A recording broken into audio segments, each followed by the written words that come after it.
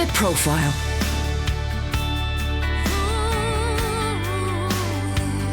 You're listening to Premier Christian Radio. Where faith comes to life. The lady, Hevina Orwig-Evans, she wrote a sign saying there is a boy in Bangor Cathedral whose voice should be recorded, and the letter came through the post, and Mum and Dad and I were like, what? Okay, why not? And that was it. Yeah, that album was on sale in Cardiff in St David's Hall, where a London producer was down watching a concert, and that was it, the start of everything.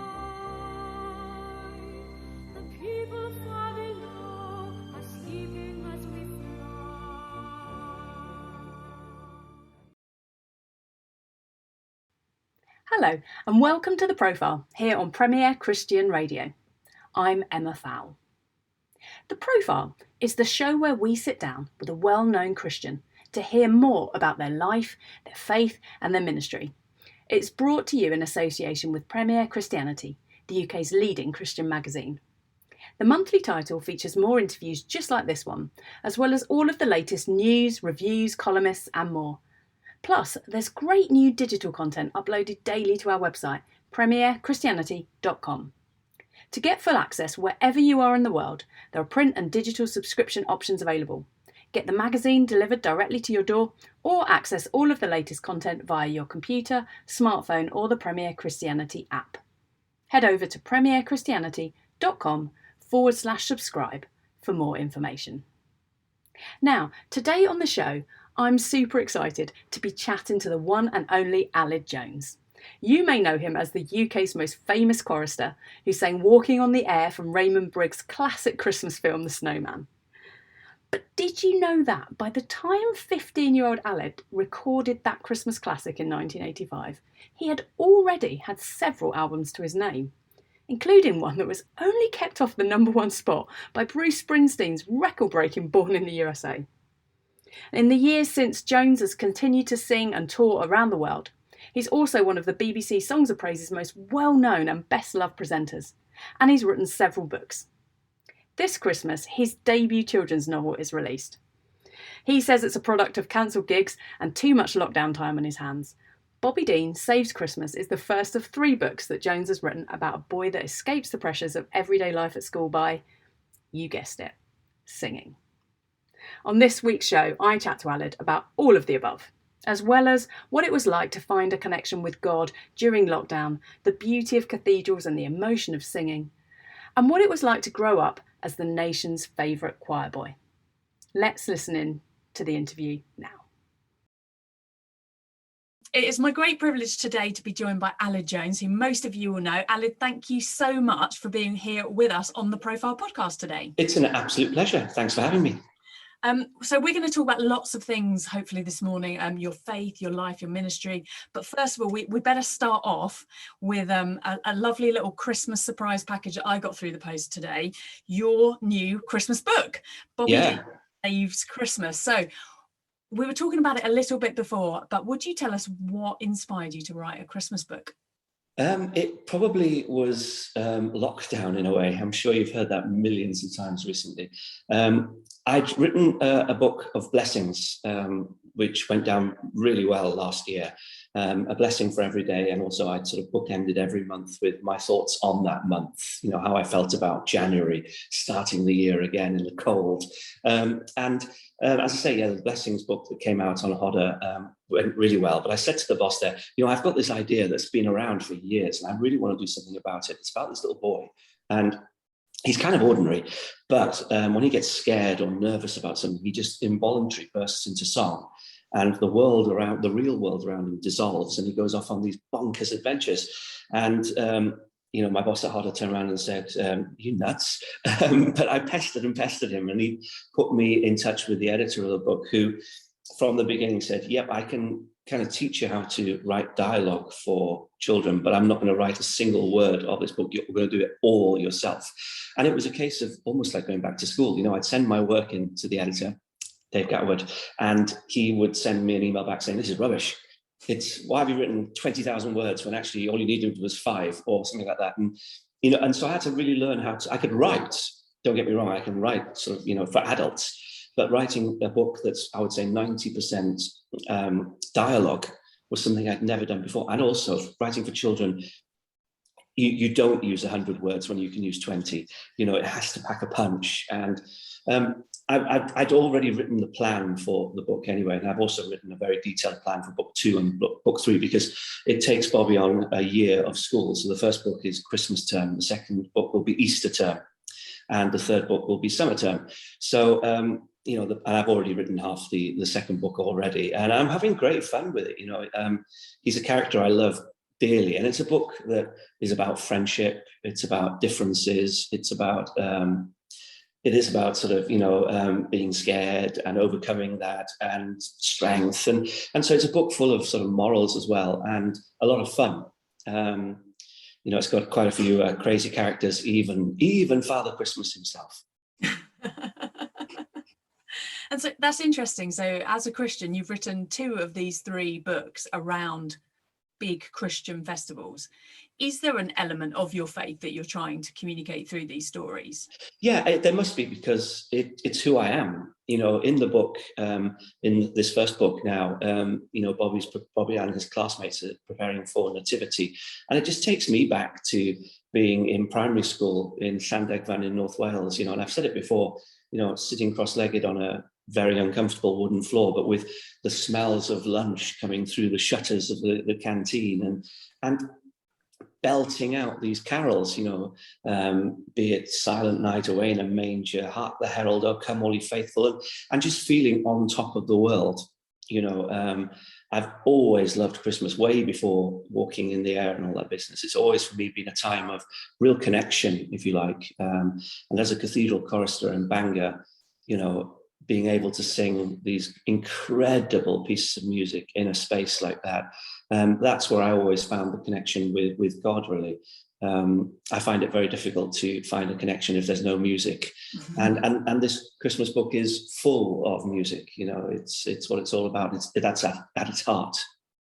So the last 18 months then of not being able to sing in church must have been incredibly hard for you on a personal level and a professional level as a performer. Yeah, it was. I equate it, what happened. It was like a scene from Harry Potter, because I have my diary in my phone on iCal, and I just saw all my live dates just disappear in front of my eyes. That's probably what prompted me to want to write a book. And yeah, it's been very hard. With Songs of Praise, there was about 2-3 months where we weren't filming at all, and then we went back to it, but of course not with a live congregation. And you realise just how important that is, especially to some cathedral. And recently we celebrated our 60th birthday. I haven't been presenting it for 60 years, just 21. And we celebrated in Westminster Abbey with a congregation, and I almost cried. It's something that I've done all my life since the age of 9. It's like breathing for me, singing in a cathedral. I go on cathedral tours, and not being able to do it was just so weird. It's been, I'd equate it to the same as, I fly all the time. I'm always in Heathrow flying somewhere, and not being able to do that. It was just it was somebody just taking away something that you do all the time. And to be honest with you, I think a lot of the smaller churches have had it very tough. I'm great friends with Can and Ann Easter. We did a podcast over lockdown as well called Oh My Goodness, highlighting the good news that was coming out of the pandemic. And she was always saying, that, yeah, no one's singing, there's no music in church, we play tapes and stuff like that. And then it got to the stage where people are singing, but they've got their masks on, and you just think, what a world we live in. I know it's been incredibly hard, and it's been interesting talking to lots of different musicians and artists about how it's affected. It's that strange space where it affects your personal faith and your own practice of that, and your career, and what you do in your ministries. To be honest with you, I've only done one concert this year, and that's, although I've sung for Songs of Praise and stuff, and that's been, I suppose, a godsend in a way, because even though I haven't been doing it publicly, I have been doing it still on television. So, at least I'm kind of still singing. And we've got the Young Chorister of the Year competition coming up next week, and I'm singing with the winner. So I'm really looking forward to that, getting slowly but surely getting back to normal. And I've got a cathedral tour February and March next year, 26 cathedrals around Great Britain, and it's been postponed twice or three times, I can't remember. And I cannot wait to get back doing what I do, really. And so you said that you've been singing in churches since you were 9. Is that how you first found a faith, or did no? I've been going to Sunday school since I was much younger. In again Llandegfan Parish Church, and I went back there recently for my 50th, and there was a documentary being made, and they took me back to Llandegfan Parish Church, and nothing had changed at all since I was the 4-year-old walking in there. The organ was exactly the same place, and I remember the shopkeeper who'd play the organ playing it as if it was, the organ at York Minster or something like that. It was a tiny church that holds about 30 people. And the smell of the place was exactly the same. And the memories just came flooding back. So we remember as, going to Sunday school and hearing, I suppose, the stories from the Bible, but told in a kid's book way, if you like. And then once a month, we were allowed to go to church. And, we'd walk in as these little kids, and everyone was in their finery, even a few hats in Llandegfan Parish Church. And I just remember the stillness and the fact that there was this kind of magic floating around in there. And that's never really left me. I may not have acknowledged it when I first went to college and stuff like that, when I was probably more interested in playing football in the bar and stuff like that. But when I now kind of walk into churches or cathedrals, there's a feeling, there's a connection. I think many of us have stories that are similar to that. Yeah, and also it was always a safe place for me, Bangor Cathedral. And I think now back, because we're talking about Christmas, but think back to sort of midnight mass, which was always my favorite service as a chorister, because it would mean that I was up later than I had ever been in my existence before, and watching sort of everyone was really jolly, and I always thought it was because they were singing jolly hymns, but I think it was probably to do with the fact that quite a lot of them have been to the pub beforehand, even the clergyman. But it was always a feeling of fellowship and belonging to something, a community, if you like, that was just greater than ourselves. Mm. And was there a point in your adult life where you decided to take faith more seriously then after university? Yeah, I suppose so. Well, I just kind of dripped back into it. I left college, Bristol Old Ignite. I was very lucky to get the role of Joseph in Joseph and the Amazing Technicolor Dreamcoat on tour, which was the largest musical in the world on tour at the time. And I'd come off stage having had standing ovations, and I didn't really enjoy the singing. It was more of a technical thing. I don't know why. As a kid, whenever I sang something, I instinctively put my heart and soul into it, and that wasn't there at all. And then I was asked to sing on Songs of Praise. And it was really weird. It was a slowed down version of Stevie Wonder's song For Once in My Life. And I sort of really enjoyed it. I recorded it with Mal Pope, the musician. And then they asked me to present a program from Bangor, which was the cathedral I'd been in, always saying, it's only one program, Aled. You're never going to do more than one program. I sneakily, instead of saying goodbye at the end, I said, until next time, goodbye. See what I did there? And I sang on that program as well. And slowly but surely, coming back to the music I did as a kid, made everything kind of fall into place somehow.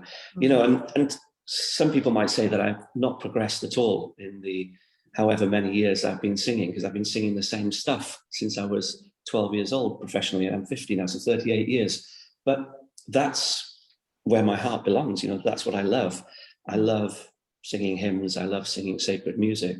Well, it's interesting. If you read the Aled Jones entry on Wikipedia, it says that religious stroke inspirational themes have been present throughout your career. Okay. So would you say that's because your faith informs the career decisions you make? Do you put any prayer into what projects you do and don't take on, or is it just following your heart, like you said? I follow my heart. I don't ever sort of pray for a successful project or anything like that, for instance, because I don't think I need to be using my prayer in that way. There are other things I could be praying for. And at the end of the day, I'm very lucky. It's my job as well. So, I do pride myself on being a professional. So, for either TV shows or music, I always turn up prepared and having done my work and my homework. And so I don't ever pray for, I don't think I do anyway. Maybe I pray before a tour, actually. First night of a tour, maybe I do for a successful tour. But yeah, I pray for other things, usually for family and for friends and those sort of things. But I think that I've just always done what I've done. It is part of who I am. I believe in God, and I've always been a Christian. I've always not been scared to say that I'm a Christian. It enhances who I am. I wouldn't say I'm a perfect Christian, not by far, but I don't know what one of those is, really. I think someone once said to me, even the saints were sinners who've been edited. I think there's only Jesus that we can hold up in that light. So and maybe even he wasn't either. It's we all fall short. That's all right. Yeah, I agree. And I think it's funny, as I get older, I think maybe I lean on my faith more. When you're sort of young, happy-go-lucky, then I think it was still there, don't get me wrong, but I don't think I acknowledged it maybe as much as I do now. And I remember being asked to present Songs of Praise when I was 18, and I turned it down because I wasn't ready to be doing a program like that. I didn't have enough life skills, I suppose. And, and I've always acknowledged that it's a program that has to be done properly. It's not something you can just turn up and wing. Because you're talking to people who've had incredible experiences, some of them very difficult, some of them incredible, joyous. But equally, I feel that my job is to just hold their hand and be their friend, really. Well, that's really interesting. You said about like your faith helping you through the ups and downs of life, because we all go through those, don't we? Yeah, of course. As you say, everyone goes through ups and downs, but it's as long as you come out the other end, I suppose. Definitely. Only recently, a friend of ours passed away as well, and I found that very difficult to get my head around, really. And you do ask yourself questions at those times. Where is God in all this? Where and I ask those questions all the time on Songs of Praise. So it's difficult. There's no real answer, I don't think. It's interesting because most people would associate you now with Songs of Praise, in the past with being the boy that sang the Snowman song. And I didn't realise actually until I was prepping for this interview that actually by the time you recorded that song, you'd already released something like 6 albums. Even more than that, I think. Yeah, it's That's funny, incredible. Isn't it? Well, the Walking in the, I think, will be what everyone remembers, which is great, because it's how lucky to be part of everyone's Christmas, my favourite time of year. But yeah, no, I'd been singing professionally since I was 12, and Walking There was when I was 15. Wow. So I suppose the biggest sort of albums I'd done before then were the ones from Israel, when I went out with the BBC Welsh Chorus to do 3 programmes for the BBC, never thinking that they would be watched by millions and millions of people. And I remember the producer ringing my dad the night beforehand and saying, we're going to press 4,000 copies of an album called Voices from the Holy Land. We don't expect anyone to buy it, but it'd be a nice little memento if people like the show. And the same producer ringing my dad up at a later date saying it sold 250,000 copies. It's number 2 in the charts behind Bruce Springsteen and Born in the USA. So that was the start of everything really going, for 4 mad years, just non-stop, really. Did you ever find it hard dealing with that much fame at that? No, not really, because no one else had done it before. So, I had no sort of blueprint or anything. And when you're a kid with a bowl haircut, people are really lovely to you all the time, and so it was exciting for me. Monday to Friday, I was in David Hughes Comprehensive being a normal kid. And then Friday, Saturday and Sunday, I'd be jetting here, there and everywhere, or going down to London and seeing my heroes, if you like. So no, it was exciting. It was brilliant. And I also read a really beautiful anecdote that the reason a record company got in touch with you in the first place was because a member of your congregation heard you sing. Yeah. And wrote to someone. Wrote to a local recording company without us knowing. That's an amazing story. Yeah, so the plan was that Sign Records, who are based in North Wales, would release an album of music from 2 boy sopranos, one from South Wales, from Llandaff Cathedral, and one from Bangor Cathedral in the north, and we'd share the album. Well, that boy's voice broke a week before the recording, so they asked me to do the whole album. I did. And yeah, the lady, Hevina Orwig Evans, she was very often the only person in the congregation in Bangor Cathedral on a Tuesday or a Thursday evening. And she loved my voice because I'd do all the solos. And she wrote a sign saying, there is a boy in Bangor Cathedral whose voice should be recorded. And a letter came through the post, and Mum and Dad and I were like, what? Okay, why not? And that was it. Yeah, and that album was on sale in Cardiff in St David's Hall, where a London producer was down watching a concert and needed a boy soprano to perform in Israel, to do these programs, and asked me, and that was it, the start of everything.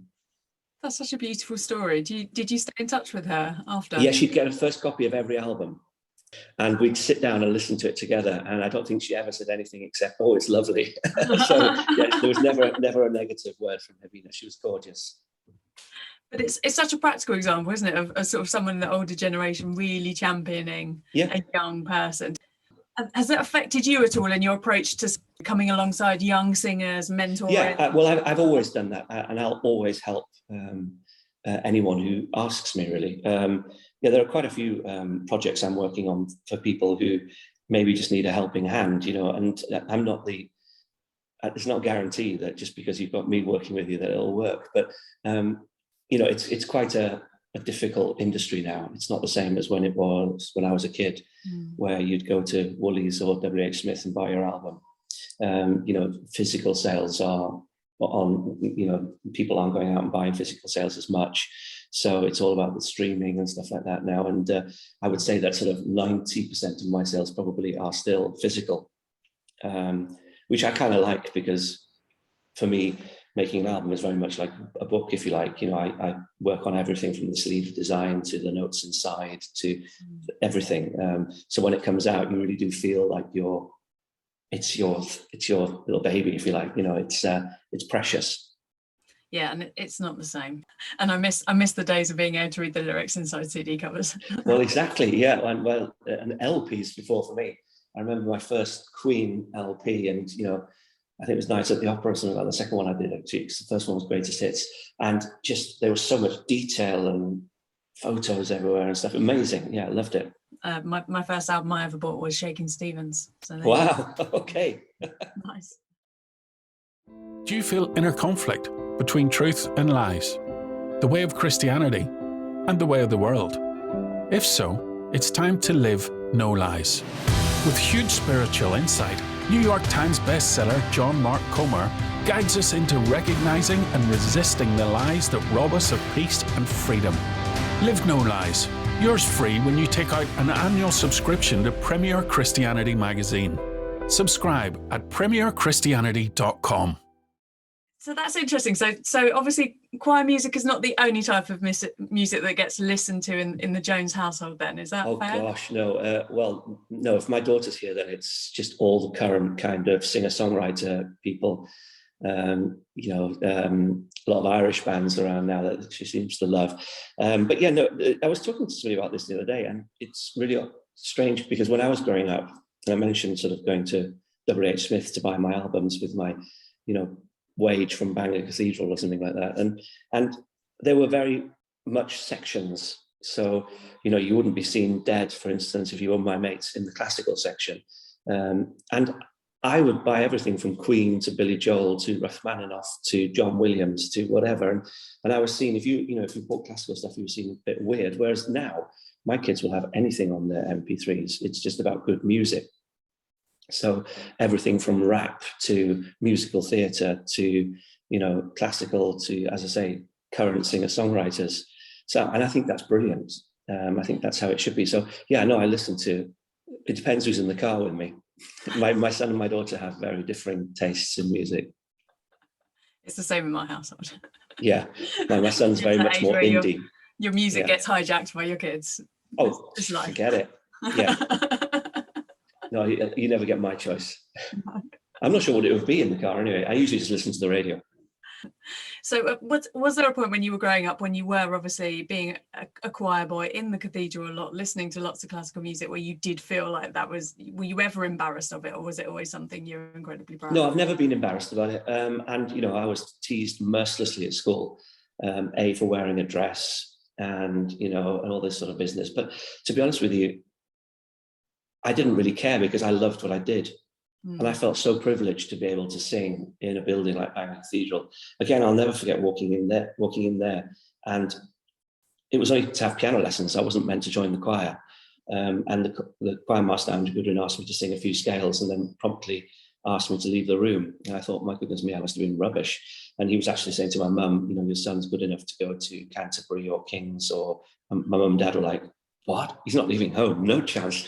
We only came in for piano lessons. And so I joined Bangor, and I thought that, that building was one of the biggest cathedrals ever. And it's just a glorified church, really. It's nothing in size compared to some of the ones I sing and visit now. But yeah, it had something about it that, and it's quite embarrassing because, again, I create lots of things with smells. And there was kind of a smell when I first walked into that cathedral as a 9-year-old. And I thought it was history in the walls or whatever, of things that happened there over the years. And it was only about 20 years later, it was explained to me that it was actually Cala gas. So the magic smell of Bangor Cathedral. Go visit. And I should actually say in the here and now that in the choir stalls in Bangor, there is carved into the wood AJ, and that was not me. The Dean of Bangor has acknowledged that it wasn't me, and on camera. So I'm not sure who did that, but yeah, apparently quite a few Japanese visitors go there and have their photo taken with it. Just taking your opportunity to make this clear on national radio. Exactly, yeah, it was not me. I wouldn't dare. I was petrified. I was even scared of singing a bum note. So carving my initials, no chance. So your parents honestly never had a clue before that day that you could sing? Or was it just they thought I could sing? A normal thing in the Welsh valleys, that it was nothing spectacular? Well, yeah, exactly. And to be honest with you, we sang at school, and I always sang for grandparents, even though I didn't really want to. They'd always get me to stand on their kitchen table and bang out a Welsh hymn. But I never thought about that sort of music, really. And I would not have known what, I'd know what a psalm was, but I wouldn't have known what an anthem was or responses or anything like that before I went into Bangor Cathedral, and as a little tiny 9-year-old probationer. It was amazing. What I learned there wasn't just music, it was life. And also friendships. And we were such a tight-knit group that, going back to what you said about, being embarrassed, that we didn't really care what people at school thought, really. Because we felt that we were really special when we were in that building. Well, it sounds a bit serendipitous, like God had a plan for you, to be honest. Well, I don't know. Yeah, maybe. Maybe it's been a great plan if he has. And I'm very thankful. It's, I think, yeah, I really enjoy and I appreciate what I do now, probably more than I ever have before. Maybe, I don't know if that's to do with COVID or, I don't know, or maybe it's just getting older. But, being able to sing and move people is not something I take lightly at all. I interviewed Tim Hughes during the summer at a Christian music festival down here in Cornwall, and he said the same thing, that I think that period of reflection and of having corporate worship taken away from us has enabled us all to reflect on it being something that we perhaps didn't even realize we needed so much. Yeah, but also I think, online has been incredible for all that as well, and kept people almost alive, and a lot of people have maybe turned to church that wouldn't actually have walked into the building. Yeah. Because I speak to a lot of people and they find it quite sort of nerve-wracking walking into these buildings for the first time. Yeah. And sometimes the welcome maybe isn't as warm as it should be. I got told off once for whistling in church. And I thought to myself, goodness, if I'd walked to that church for the first day and whistled with Shine, Jesus, Shine, as I did, and been told, how dare I whistle in the house of the Lord, would I have gone back next Sunday? Probably not. Yeah. But I think a lot of people have come back or gone to church because they feel they can online when they're in the comfort of their own home, and they can maybe, mute their camera or whatever. Yeah, I mean, a lot of the research is definitely suggesting that that's the case, though. It's a really encouraging side effect, really, isn't it, of the church being forced in some ways to modernize how it communicates with people. Yeah, absolutely. I don't go into a church now without cameras there. Yeah. That's probably been your experience for the last 20 years, though, hasn't it? Well, yeah, but not sort of, this is specifically for the church. Yeah. Sometimes the churches have better gear than Songs of Praise these days, for their streaming and wide cams and close-ups and amazing. So you must have had the privilege of meeting some incredible people of faith over the years. Have you got any particular favourites? Not favourites, I'd say, but I'm so thankful that I get to do that on Songs of Praise. People, I come away from interviews where recently I spoke to a father and mother who lost their daughter. And, I come away from those sort of meetings feeling that my faith is enhanced in a way, and feel lucky, that I could spend precious time with remarkable people. And I've always felt that from the first Songs of Praise I did in Bangor Cathedral. It's a real privilege to do what I do. And that's why I hope that, I do it with a kind heart and a gentle soul. I think that's what my job is on Songs of Praise. My job is just to listen and to thank God that I'm in that position to do it. But you also do a lot of other stuff as well as TV presenting, don't you? And I know that you were on premiere during lockdown talking about the blessing, the CD that you released, and that you were speaking to Esther at the time about the importance that you place on drawing out the positive from other faiths and other traditions. Do you want to talk a little bit about that? Well, I think at the core of every one of them is love, isn't it, and kindness. And I think sometimes we can. I know that sounds really simplistic, but so what? It's some of the best things in life are simple, as we found out in the last 18 months. I think that I have very close friends who are Muslim, and they're just like me.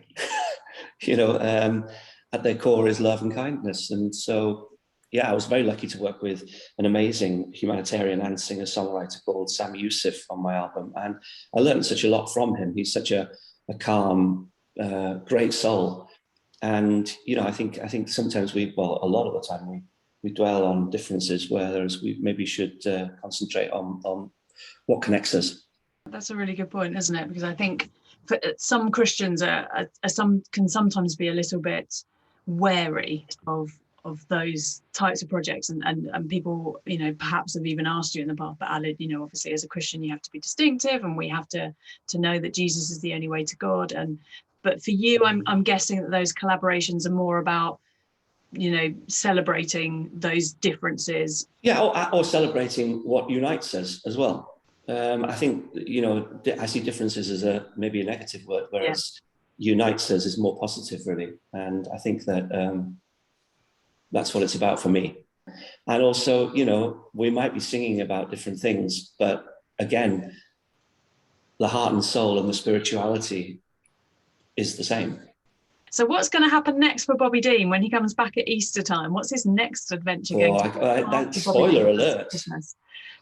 What can I tell you that I might not spoil it? We find out something very interesting about the fact why he's been homeschooled for the first 9 years of his life. And it involves his mum.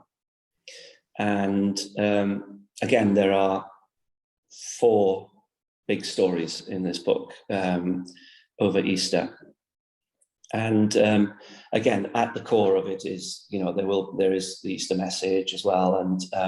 And of course, there's a bunny rabbit, chocolate, all the things that you would expect, and very bad jokes from the headmaster.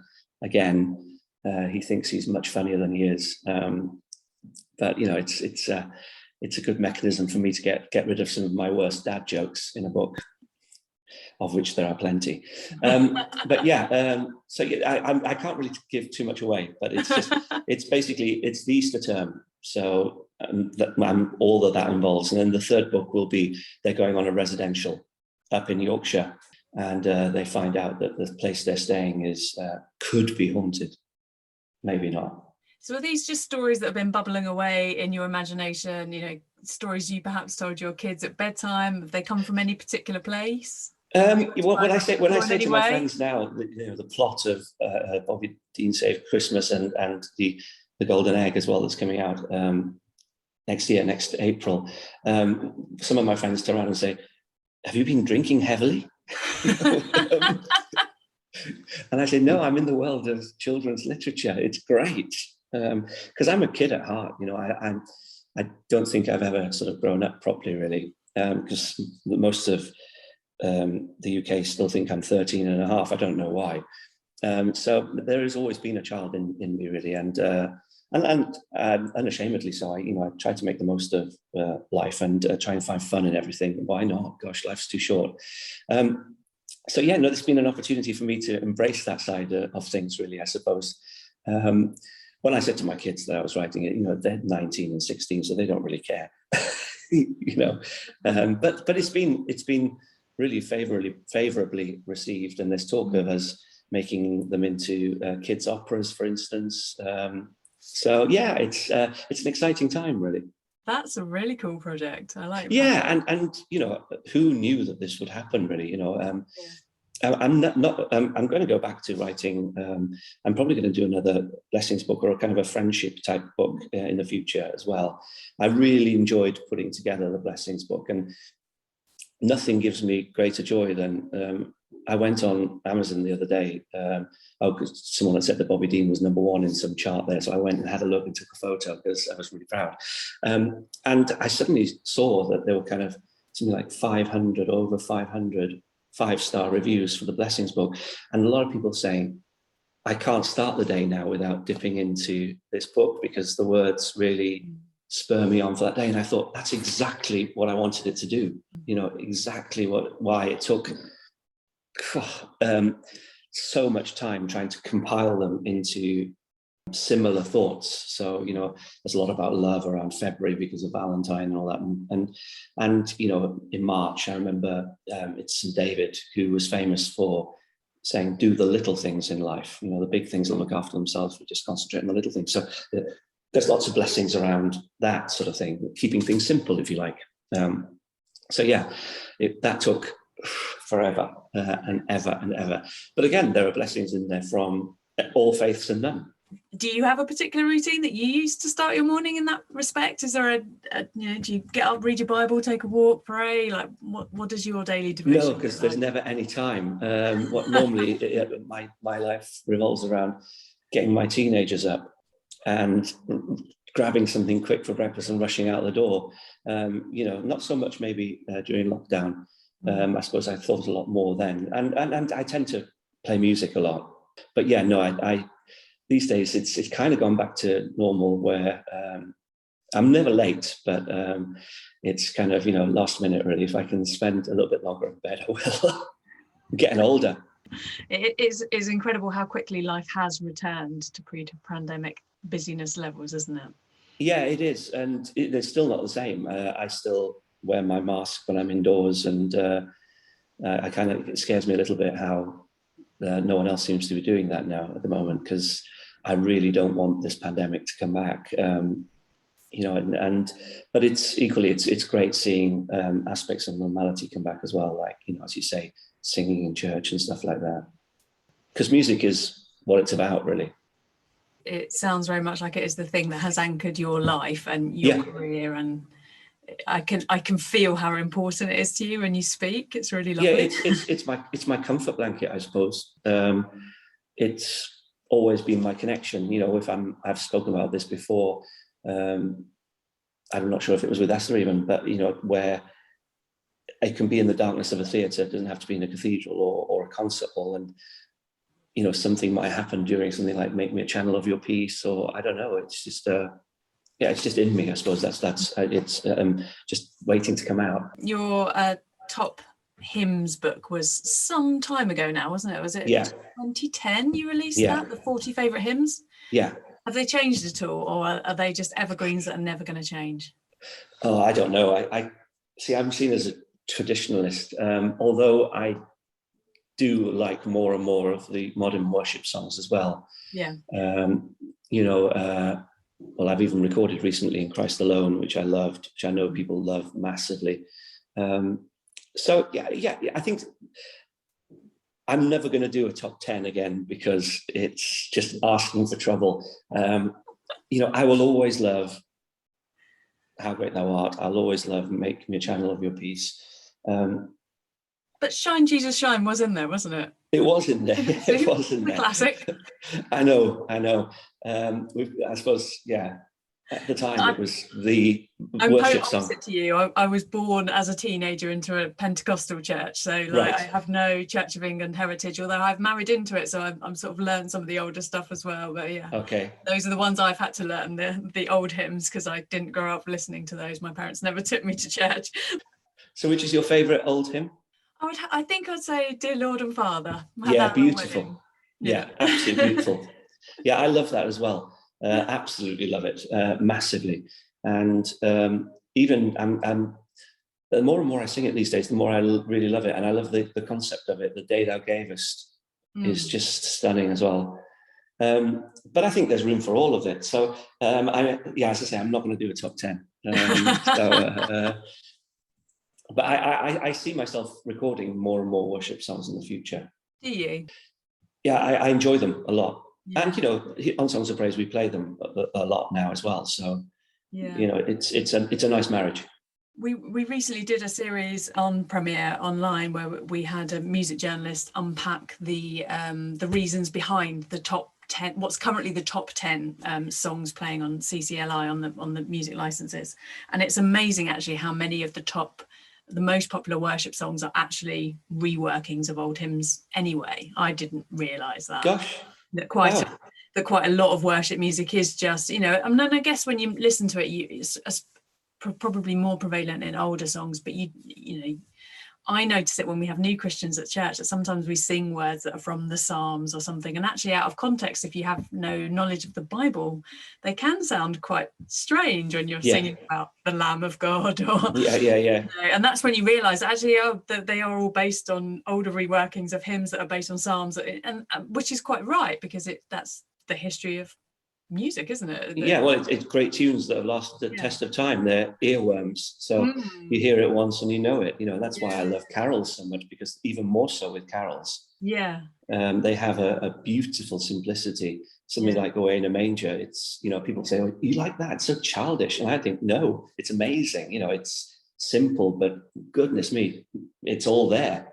And the truth that's in those words resonate for a reason, don't they? Because they are truth, and they do speak to your soul. Yeah.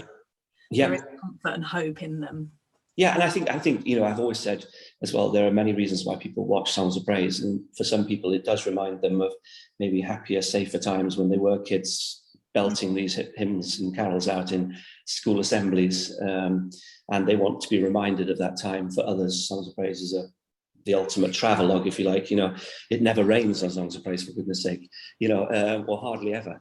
It's a miracle, and so you're seeing the best of our country in the best climate, I suppose, and for others, of course, and many people, it's a way of expressing their faith and enhancing their faith by listening to the inspirational stories. Yeah. And do you feel a responsibility to make sure that a program like that has that longevity and reputation sort of represents the church and God well?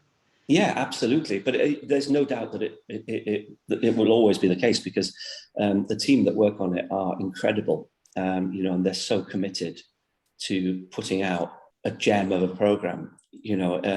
All the producers, really care about what they do. And that's why it's such a privilege being on it. I'm very lucky that I get to do the big ones, if you like the 60th birthday one and stuff. And that when that program goes out, it's going to be quality. The best sound, the best lighting, and I've been very fortunate to be able to do 21 years on it. So, that's a scary thought, really. So what does Christmas mean to you as a Christian then? Well, for me as a Christian, Christmas means time with the family, really engaging with them. It's the most magical time of year. I love it so much. I love the music. I love everything it represents. The fact that, people are kinder to one another for some reason.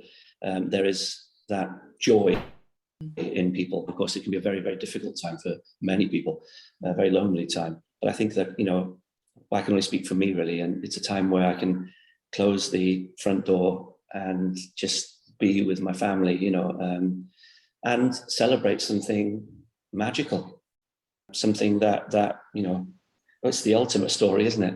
It's even better than Bobby Dean Saves Christmas. But it hasn't got a snowman chauffeur, has it? So there we go. Alid says story of Jesus' birth is better than Bobby Dean Saves Christmas. Yeah, just about. But he could have done with a snowman. Yeah, yeah, it could have done with a snowman chauffeur. Yeah, it's no. I honestly, I absolutely love Christmas. I'm involved in a charity concert called The Story of Christmas, and I have been for the last I first did it when I was 19, so a long time ago.